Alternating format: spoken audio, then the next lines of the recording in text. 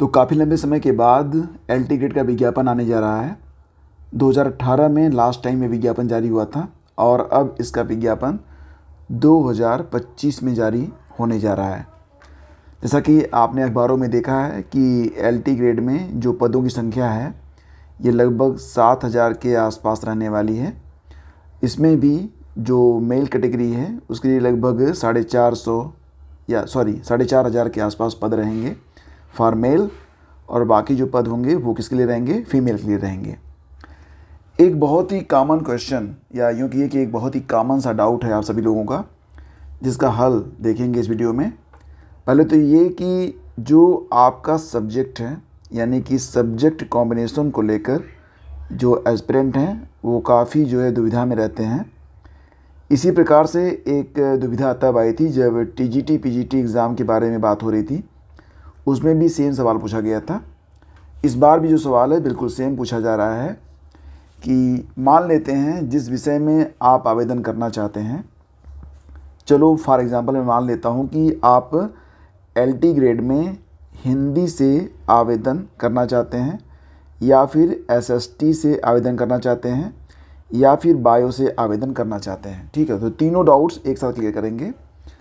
यहाँ पर सवाल ये है कि आपने हिंदी को 2 साल तक पढ़ा है, मतलब सेकेंड ईयर तक आपने हिंदी को पढ़ा है, लेकिन थर्ड ईयर में आपकी जो हिंदी है वो नहीं है, तो क्या हिंदी में आप अप्लाई कर सकेंगे?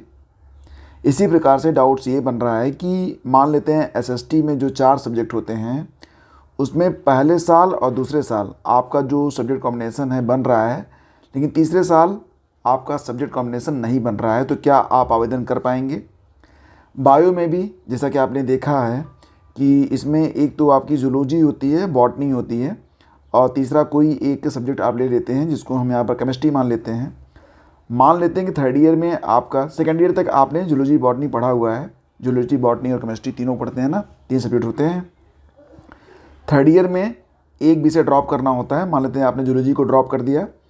अब थर्ड ईयर में आपका केवल क्या है, बॉटनी है और केमिस्ट्री है। यानी कि यहाँ पर सवाल ये बन रहा है कि तीसरे साल के हिसाब से, मतलब तीसरे साल में आपका जो सब्जेक्ट कॉम्बिनेशन है वो बन नहीं पा रहा है। ठीक है, लेकिन सेकेंड ईयर तक अगर देखेंगे आप तो सेकेंड ईयर में आपका जो सब्जेक्ट कॉम्बिनेशन है वो बन रहा है, तो क्या आप एलिजिबल रहेंगे? जवाब इसका आएगा बिल्कुल, आप आवेदन कर सकते हैं। मतलब ये है, सबसे पहले तो आप यहाँ पर देख सकते हैं ये नोटिफिकेशन जारी किया गया था, 2018 का नोटिफिकेशन है, इसको हम देख लेते हैं। आगे मैं एज वगैरह के बारे में आपको बता देता हूँ, पहले तो आप ये देख लो, फिर आपको ये भी बता देंगे कि जीएस में क्या क्या आपको पढ़ना पड़ेगा। ठीक है, आप यहाँ पे चलो देखते हैं। मेन वोमेन हिंदी के लिए एलटी ग्रेड में अगर आवेदन करना चाहते हैं तो एजुकेशनल क्वालिफिकेशन क्या होनी चाहिए। स्पष्ट रूप से यहाँ पर लिखा गया है कि bachelor degree with Hindi as a subject from a recognised university in India and intermediate with Sanskrit as a subject are equivalent. अब इक्विवेलेंट वाला जो पोर्शन रहेगा इस बार नहीं रहेगा, इसी को लेकर काफ़ी लंबा विवाद चला है और यही वजह है कि अब इस पर संशोधन हो चुका है। तो पहले तो आप ये समझिए कि आपका बीएड होना कंपलसरी है, बीएड आपका होना ही होना चाहिए। किसी भी विषय से आप आवेदन करने जा रहे हैं बीएड आपका मस्ट है। दूसरी बात ये है कि अगर मान लेते हैं कि आप एलटी ग्रेड हिंदी में आवेदन करने जा रहे हैं और हिंदी आपने केवल दूसरे साल तक पढ़ी है, 2 साल तक आपने हिंदी को पढ़ा है और तीसरे साल आपने हिंदी नहीं पढ़ी है, बिल्कुल आप आवेदन कर सकते हैं, क्योंकि यहाँ पर इस प्रकार की कोई भी शर्त यहाँ पर नहीं है। ठीक है, तो कोई भी शर्त यहाँ पर नहीं है।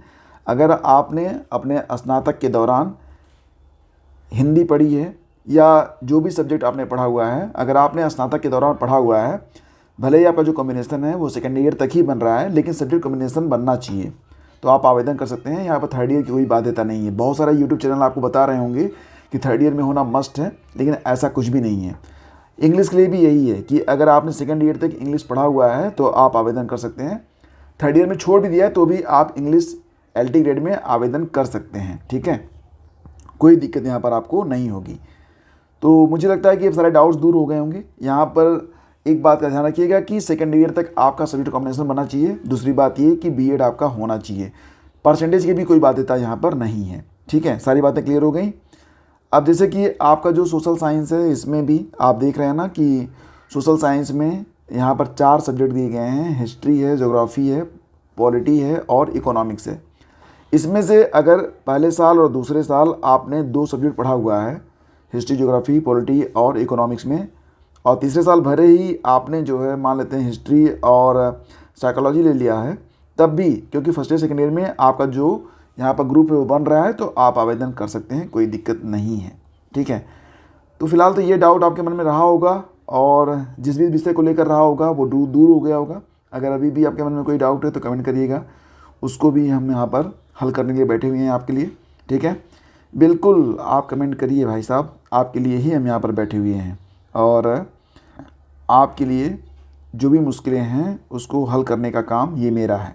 ठीक है, एज लिमिट देख लेते हैं। देखो यहाँ पर ना क्या होता है कि जनरल कैंडिडेट यानी कि अनारक्षित वर्ग के जो अभ्यर्थी हैं वो 40 साल की उम्र तक अपना फॉर्म भर सकते हैं। लेकिन अगर आप रिजर्व कैटेगरी से आते हैं, SC ST OBC हैं, तो आप 45 साल की उम्र तक फॉर्म भर सकते हैं। तो ये तो आपका हो गया रिजर्वेशन एज लिमिट।